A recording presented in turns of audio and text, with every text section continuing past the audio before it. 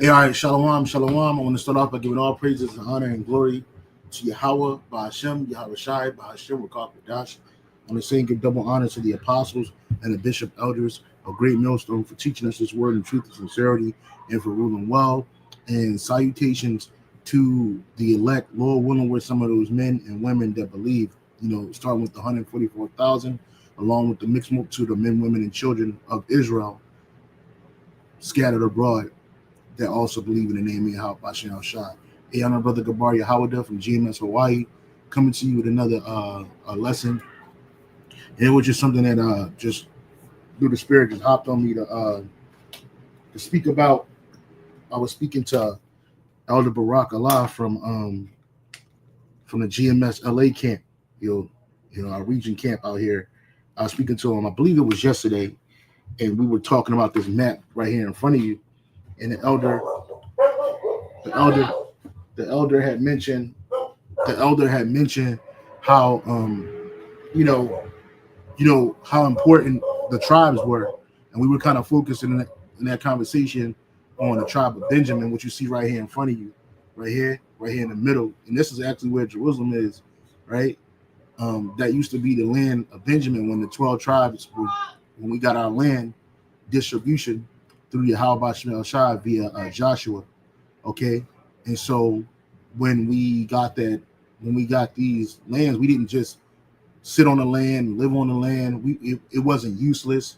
There was always nations around us. As you can see on this map, you had the nation of Edom, you had the nation of Moab, you had Ammon, you had the Amorites or Arameans or the Hittites. We still had the Philistines in our land, right, which today is modern day Gaza, that area right there. And so, and through our just distribution of land, like I said, we weren't just sitting on the land and doing nothing with it. Now, let Esau tell you that's what was going on, but that's totally far from the truth. As you can see, some of the tribes land like Asher, you can put Zebulon, Naphtali, Manasseh, right? Ephraim, Dan at the time, which Dan is within the tribes now. We'll figure out what happened to that tribe in the kingdom of heaven, but this is just for education sake right now, okay? And it's kind of want to show you how we control trade. You see all these rivers. First of all, you see the Mediterranean Sea, right? If you are any a nation with a sea coast would do what they have to do to take over that coast, right? Because trade is important, whether you're going north or south, up and down, whether you're going further west into the Mediterranean Sea with these other nations, we were trading. And not only were we trading, you had sea trading, river trading. Basically they call the Sea of Galilee.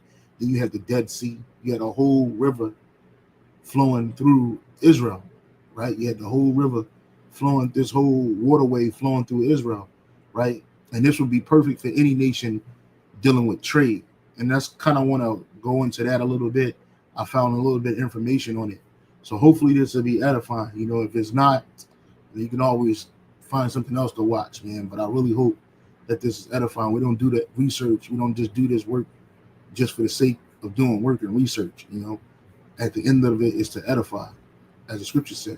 So you see Reuben, they had waterways going through, they had the Dead Sea, the water that was coming up north, it is split into these different rivers, and then it would go into the sea within our nation. And then you had the nation of Moab, Ammonites back down there, so we were definitely trading. We had to, because that's the way you were doing things in the ancient world. So what I found is I was asking the internet certain questions. How was trade managed during the times of the ancient Israelites? And it says this: in the time of the ancient Israelites, trade was primarily managed through the use of established land routes, most notably the Via Maris, which allowed them to exchange goods with neighboring civilizations like Egypt, Phoenicia, and Mesopotamia, with key trade items including agriculture, products, livestock, textiles, metals, and spices, often facilitated by merchant caravans and controlled by the political powers of the region. Early on, barter systems was used, but later they transitioned to using precious metals like gold and silver as currency. It says, key points about trade in ancient Israel. Major trade routes. The Via Maris was a coastal road running through the Levant, providing access to trade with other Mediterranean civilizations, right? And you saw the Mediterranean Sea there too as well. Trade goods. Israelites primarily traded agricultural products like grain, olive oil, wine, livestock, as well as crafted goods like pottery, textiles, and metals. Now, another thing to understand too, like right now, the state of Israel, because they got the land now, the small hats, they don't have these that going on. They trading, but a lot of their trade comes through military, right? You know, they got something called the kibbutz where they had to bring in foods. And matter of fact, they don't even have, I don't really believe they have all this land right. They got up to Tyre, Zidon, I believe. But some of this is Lebanon, what you call Lebanon today, portions of this land. But and Syria, right? Because you got Damascus right there. So, but they're not trading those things today. You don't see major agricultural trade coming out of the state of Israel, right? One, because the land is cursed because of the nations that's in it, right? But when we were there and we were in our right state of mind, when we were following after Yahawah, this land was plentiful. This land was fertile. That's why the Lord called this what? The land of milk and honey, right? The land of milk and honey, right? So you got a couple of scriptures. It says, Exodus 3 and 8 and 17, and I come down to deliver them out of the hand of the Egyptians and to bring them up out of the land unto a good land and unto a good land and a large and unto a land flowing with milk and honey. And you don't see that going on today in the state of Israel. That place is not the land of milk and honey. It's a desolate land.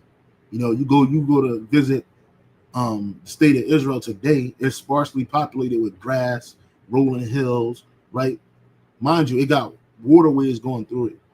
You know, and so it got springs and different wells.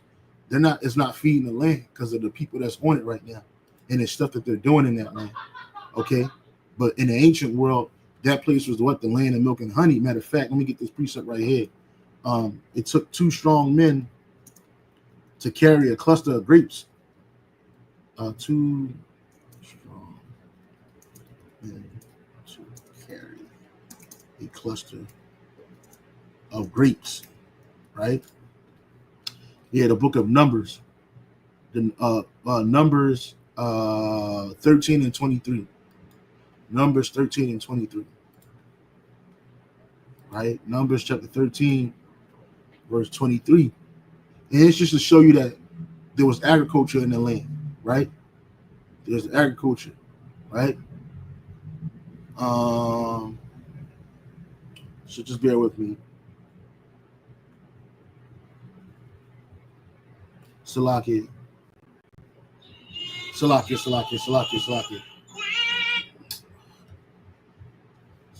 Hello? Hello? Hello?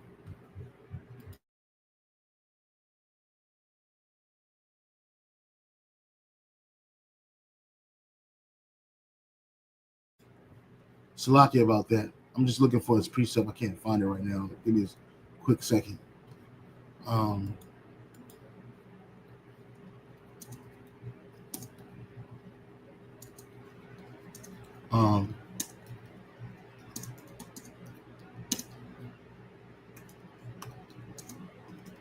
Just bear with me, brothers. It says,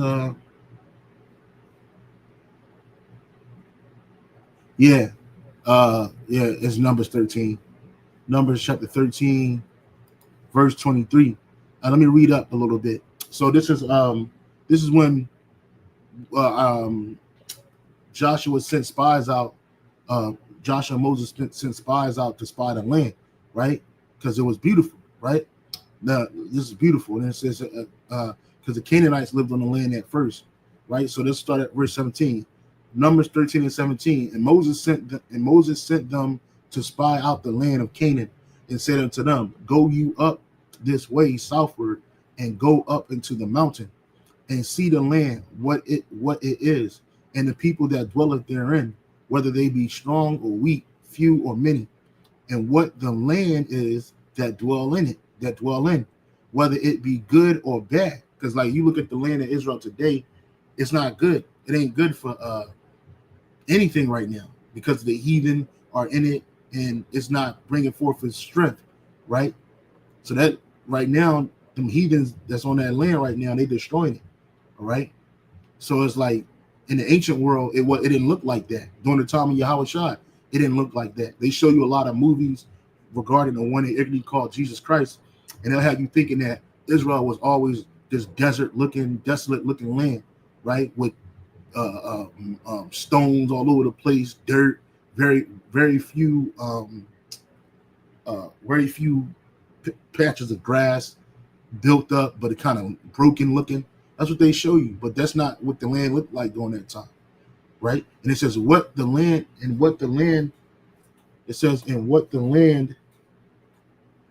is that dwell in, whether it be good or bad, what cities they be that dwell in, whether in tent or in strongholds, right? And what the land is, whether it be fat or lean, whether there be wood therein or not, and be ye of good courage, and bring of the fruit of the land.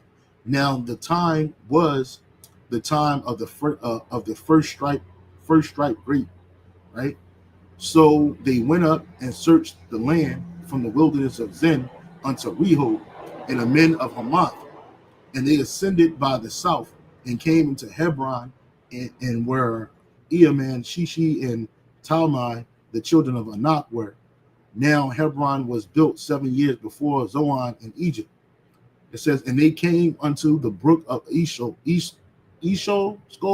and cut down thence a branch with one cluster of grapes. Right now, you go catch a cluster of grapes today, you can pick it up with 2 fingers. That wasn't the case in the ancient world. It says, and they bear it between 2 upon a staff, and they brought up the pomegranates and the fig trees, right? So it says they bear the branch, bear it with staff between 2 upon a staff. So it was 2 men. Let me read that in the NLT, right? And it says when they came to the valley of Escol, they cut down a branch with a single cluster of grapes so large that it took 2 of them to carry it on a pole between them. Right now, today, you see grapes, you can just pick it up with your fingers. So that showed you that during that time in Israel, and for a long period of time, hey, that land was blessed, man, right? With agriculture. And why am I kind of like focusing on this precept in entertaining agriculture? Because that's a huge part of trade, right? It says they carried it between them on a pole. That they also brought some of the pomegranates and figs, man. Obviously, fruit things was bigger back then. A lot of things are small today, as you see it today, because the earth didn't yield her strength, and because of wickedness. Excuse me. All right. So going back into history, it says trade goods. Israelites primarily traded agricultural products like grain, olive oil, wine, livestock, as well as crafted goods like pottery, textiles, and metalwork, right? And they call this the Bronze Age, but they showed you that we were dealing with more than just bronze in this age. Merchants played a crucial role in trade, often traveling along long distances with caravans to exchange goods. Political influence. The political power of the Israelites' kingdom significantly impacted trade, with rulers controlling access to trade routes and custom duties, right? So not only did they have the means to trade with goods, metalwork, gold, spices, what have you, the kings at the time, they had power, right? They had power to control the trade routes that were being ran. All right, and that's a lot of logistics. When you think about that in today's minds, that's a lot of logistics. You know, when we think about the kingdom, you know, a lot of times we focus on the perks of being a king, right? You think about having a ton of women. You think about the children. You think about you read about the streets full of streets paved with gold, precious stones, and everything, and all the walls. But in order to have something like that, you got to have complete control over trade, and that's what we're about to have in the new world to come, right? Our world, the world, the kingdom of heaven. Right? We're gonna have control over trade, commerce, economics, the things that Esau has control over today. Those are the things that he's using today to enslave the world, right? He's using these different his ability to trade throughout the world, control trade, right? Even with his enemies and allies, Esau is doing that, right? So when we get the land, when we get the power of the earth, chiefly when we get our land back, that's something else we got to worry about and look at. It ain't even a worry. It's just something else that is like, it's a great responsibility with that, to have control over trade. And a lot of Jake don't understand the significance of trade. So that's why I'm looking back in the ancient world and I'm going to apply it to what's going to happen in the future. I believe Elder Ariala spoke about trade in ancient Israel a minute ago, but him and Elder Wakalia Kwam, they're good on speaking about global economics, because that's what we're going to control. It's not just about like Elder Yashwama always say, the kingdom not going to be a Luke video. It ain't about, just the pleasures of the flesh, man. It's other things that encompasses that. And it's trade. You got to think about that. Trade, logistics, moving people, because people are a part of that too, right? You got gold, you got silver, you got other precious metals and stones, you got food, agriculture, these kind of things, but you also got people too. That's why they call it a human resource. And it took all of these things to work in tandem to make the kingdom run efficiently. Okay?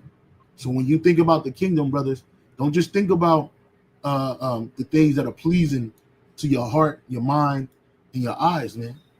We also got other things that we're going to do too, right? And Esau don't want that. He don't want Jake controlling that. But it ain't up to him.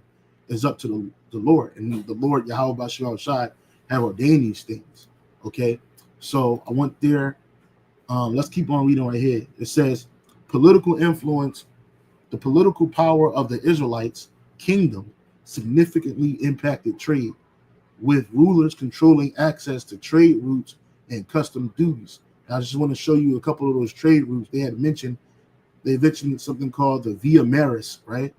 And the Via Maris was an ancient trade route dating from the early Bronze Age, linking Egypt with the northern empires of Syria, Anatolia, and Mesopotamia along the Mediterranean coast, modern-day Egypt, Israel, Turkey, and Syria.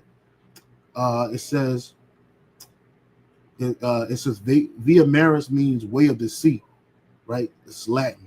Via Maris is way of the sea. Is a translation from the Greek of the Septuagint, and it says Isaiah 9:1 of the Septuagint. It says itself is a translation of the Hebrew.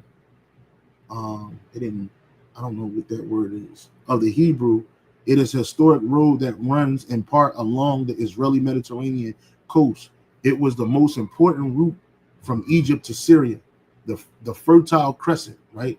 We all familiar with the Fertile Crescent, and we've always done trade there, even going beyond before we became a nation.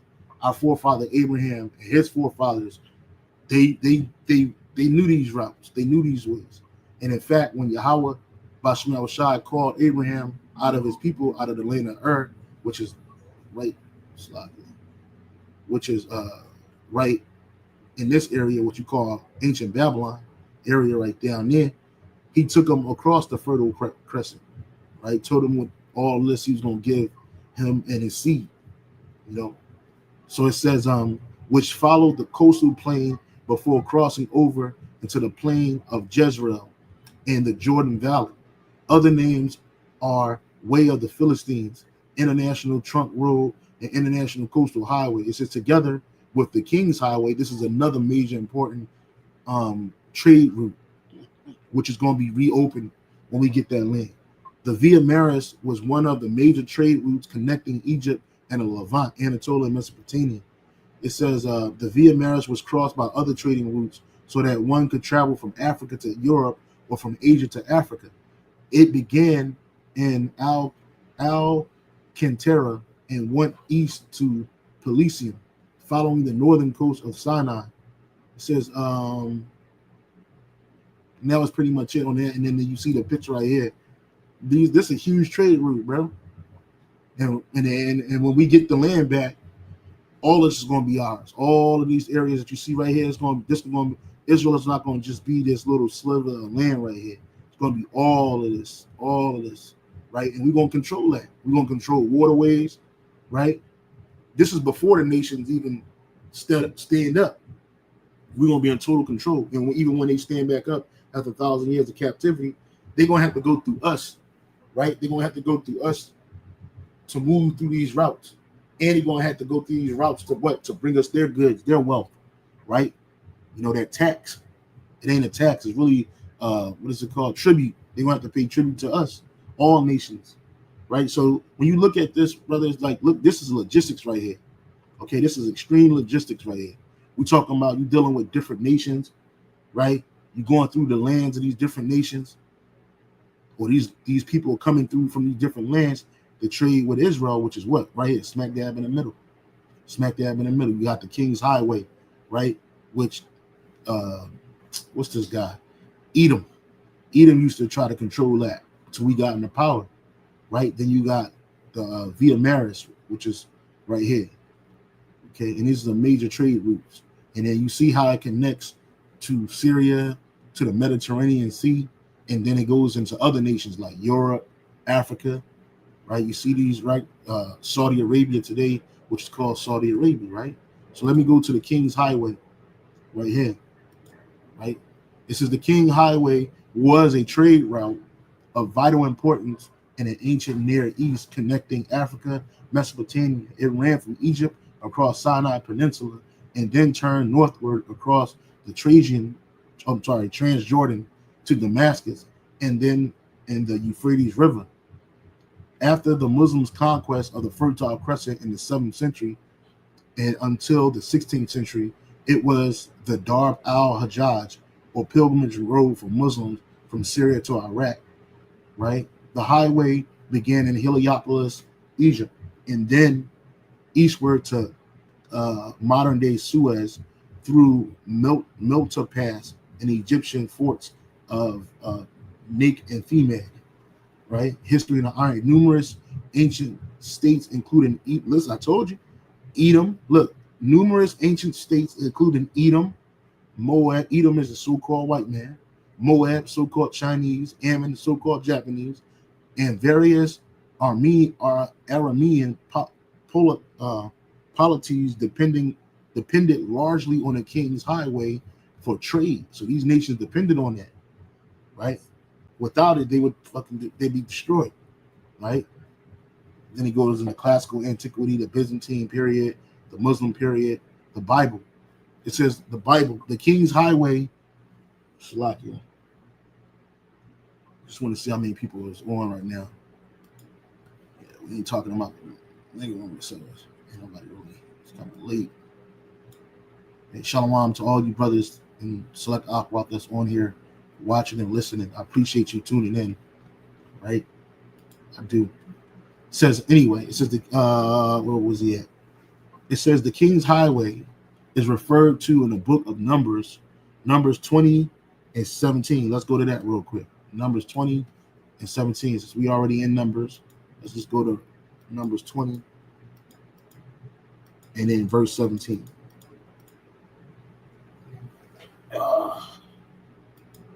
King Solomon had control over all of this stuff, bro. The whole known world. He even sent ships, which I'll get later. He sent ships to America, right? To get goods. That's part of trade, man. Numbers 20 and 17. It says, let me make sure. Slakia. Yep, Numbers 20 and 17 and Numbers 21 and 22.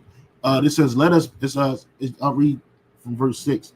And when we cried unto the Lord Yahweh by SHAMAYAWAN, He heard our voice and sent an angel and have brought us forth out of Egypt.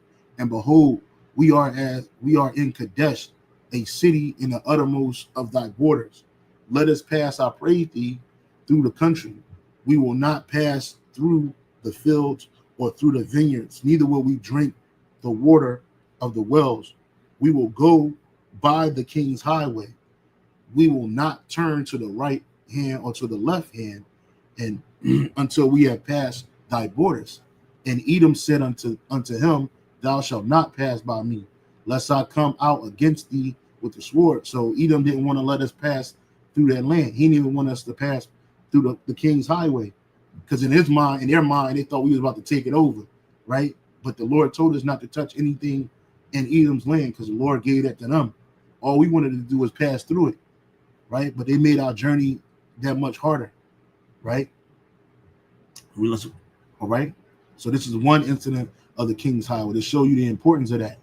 And Edom said unto him, thou shalt not pass by me, lest I come out against thee with the sword. And the children of Israel said unto him, we will go by the highway, and if I and my cattle drink of thy water, then I will pay for it. I will only, without doing anything else, go through on my feet. And he said, thou shalt not go through. And Edom came out against him with much people and with a strong hand. And Edom refused to give Israel passage through his border. Wherefore Israel turned away from him. And the children of Israel, even the whole congregation, journeyed from Kadesh and came into Mount Hor. Right? So they didn't want to let us through. They didn't want to let us pass that. It wasn't just because they hate Jake. It wasn't just because, we had enmity amongst each other. It was also that road was extremely important to them. And they didn't want us crossing into that area that they controlled. Right? Let me get that again. King's Highway, chapter 21, verse 22. Chapter 21, verse 22. Okay. It says, and Israel sent messengers unto Sihon, king of the Amorites, saying, let me pass through thy land. We will not turn into the fields or into the vineyards. We will not drink of the waters of the well, but we will go along by the king's highway, right? And until we pass thy borders. And Sihon would not suffer Israel to pass through his border. But Sihon gathered all his people together and went out against Israel into the wilderness, and he came to Jahaz and fought against Israel. And that's why these nations gonna pay, man. These Amorites, they ain't show Jake no love. Neither did the Edomites. None of these nations showed us love. When you go through this, and that was done by the will of the Lord, because the Lord was dealing with us only. And these people were frightened that after what the Lord did for us. So what they try to stop us from doing that. So back in, let me see if anybody got anything to say on comic book. No, nobody's saying that. So back on right here, it says the King's Highway is referred to in the book of Numbers, Numbers 20 and 17, 21 and 22, we just read, where it is told that the Israelites in their Exodus journey needed to use the road. They had left from Kadesh and requested right away for the king of Edom, but were refused passage. He vowed he would attack them if they used the road. They even offered to pay for any water their cattle drank. Still, the king of Edom refused them passage and advanced against them with a large and heavily armed force. After making a detour and coming to the Transjordan area between the river Arnon and the river Jabbok, they made the same request to the Amorite King Sihon for the second time in the same road.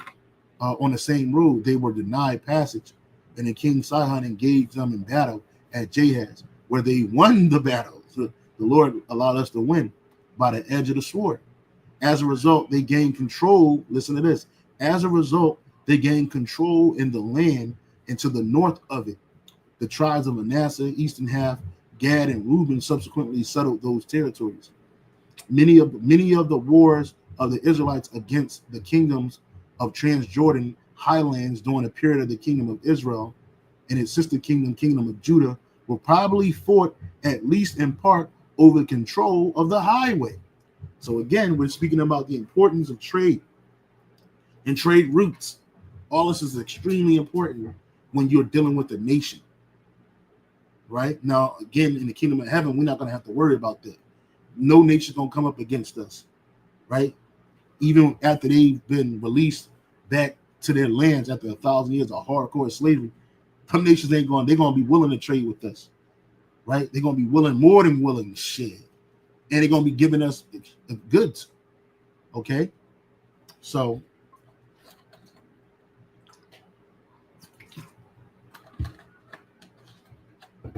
this is an important fact right here. This is a really important fact.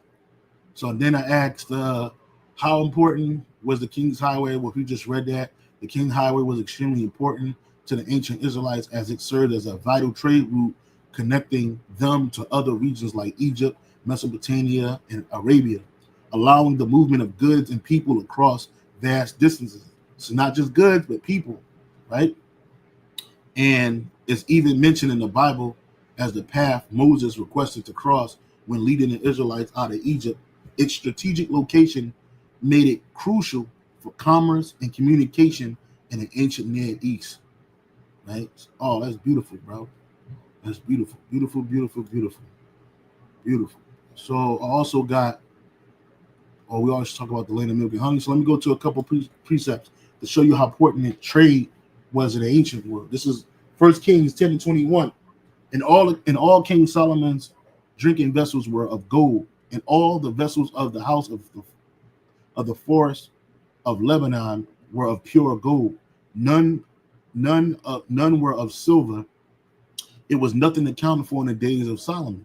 Right? So gold was extremely important, as it's going to be extremely important in our kingdom. Everything's going to be made of gold, baby. Everything. For the king had at sea a navy of Tarshish with the navy of Hiram.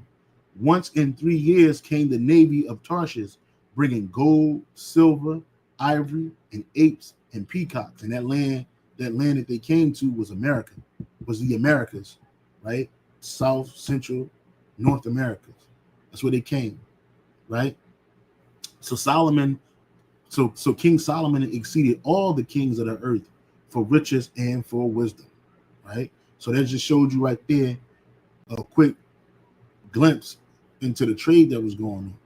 And all the kings of Israel knew about this, right? Our people knew about this. This is why the Northern Kingdom came to the Americas, because they knew about this place, right? Since the days of King Solomon, right? And when we get back to land, these nations, they're going to be giving us all their goods. They're going to beautify our land. They're going to work the land. They're going to build our land up. They're going to build up our walls. This is the book of Isaiah, chapter 60, verse 6. It says, the multitude of camels shall cover thee, the dromedaries and the Midian and Ephah. All they from Sheba shall come. They shall bring gold and incense. Yeah, they shall be gold and incense, and they shall show forth their praises. And that incense, the incense ain't no stick incense, right?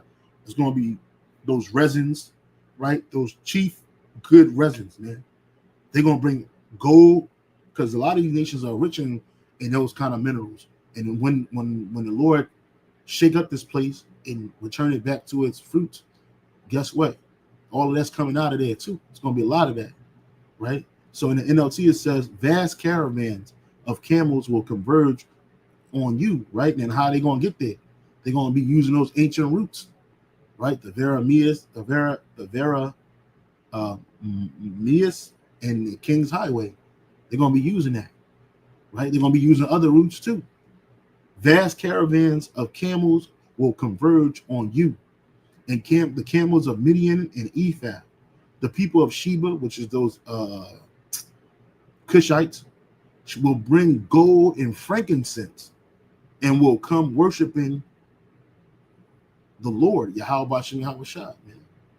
And the NIV, it says, herds of camels will cover your land, young camels of Midian and Ephah, and all from Sheba will come, bearing gold, incense, and proclaiming the praises of YAHAWADAH, right? All the flocks of Kedar shall be gathered together unto thee.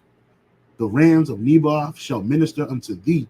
They shall come up with the acceptance on mine altar, and I will glorify the house of my glory. Right?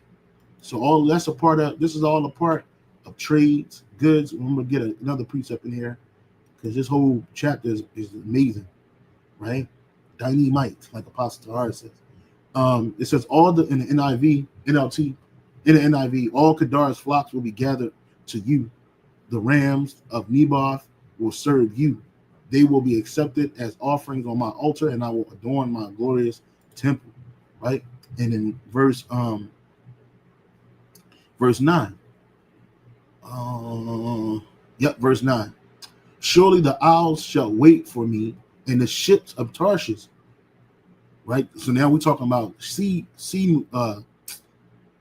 merchants, sea merchants. I was thinking urchins, like merchants from the sea, ships. That's logistics, man. That's a part of trade, right? And these nations are gonna get this stuff to us, right? Surely the isles shall wait for me, and the ships of Tarshish first, to bring thy sons from far, their silver and their gold with them, unto the name of YAHAWADAH thy power, and to the Holy One of Israel, because he have glorified thee. The sons of strangers shall build up thy walls, and their kings shall minister unto thee. Minister mean they're going to serve us.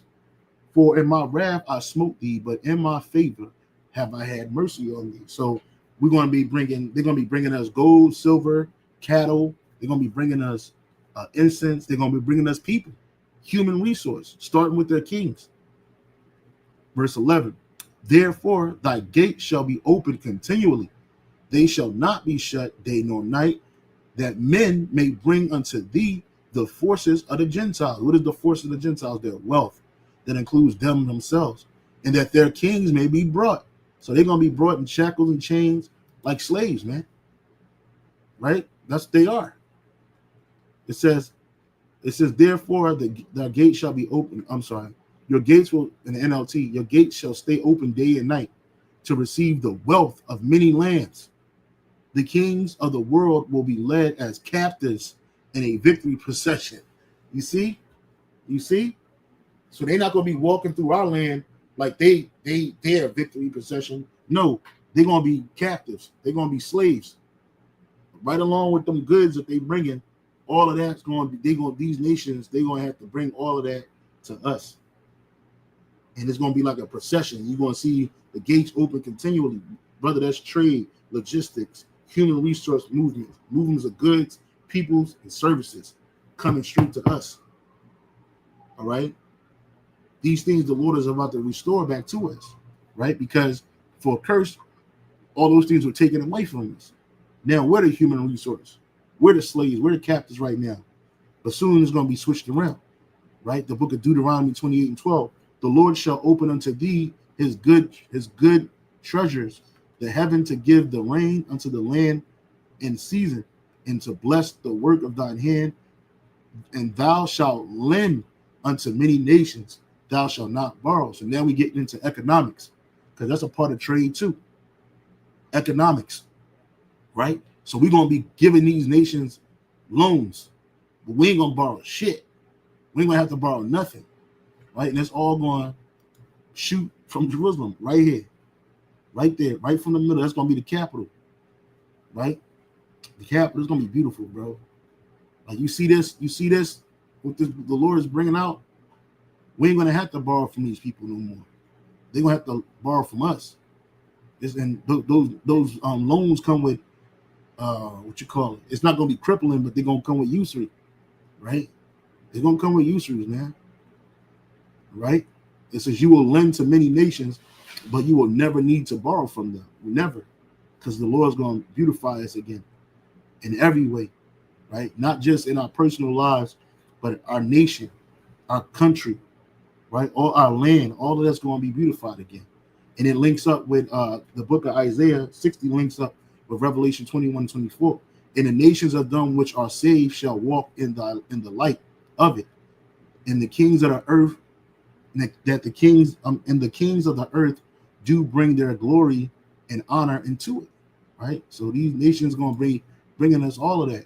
And the gates of it shall not be shut at all by day, for there shall be no night there, right? Which we're going to have day and night, but the nations, they be bringing us goods, man, right? Our wisdom, the sun's not going to go down on our wisdom, right? Neither is the moon going to go down on our wisdom. So kind of wanted to bring this out. This is something that just jumped in my spirit to do real quick. I hope it was edifying. I truly do. Let me get a couple precepts about the comment board.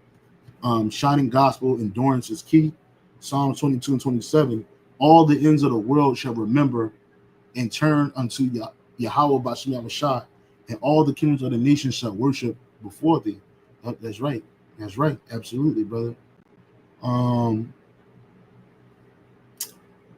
Malachi 3 and 12. And all nations shall call you blessed, for ye shall be a delightsome land, saith the Lord of hosts. So that land is going to be beautified after it's destroyed, and all the people and things that are in our land right now, those idols, all of that shit going to get destroyed through nuclear fire. But that land is going to be cleansed through that fire and rebuilt by the nations, right? They're going to rebuild that land, starting with our land, right? And it's going to spread out because they're going to have a lot of work to do. That's going to be a long 1,000 years of hardcore work. So this has been the importance of trade in ancient Israel. I hope you were edified. Yeah, kind of, brother. He said I meant to tributary scriptures, Salakia. No, that's all good, brother. It's all good. I didn't catch it. So no, it's all good, man. I appreciate you dropping the precepts and joining the comment board. And again, I hope this has been the importance of trade in the importance of trade in ancient Israel. I hope you were edified with that. Was in Shalom and on to the next.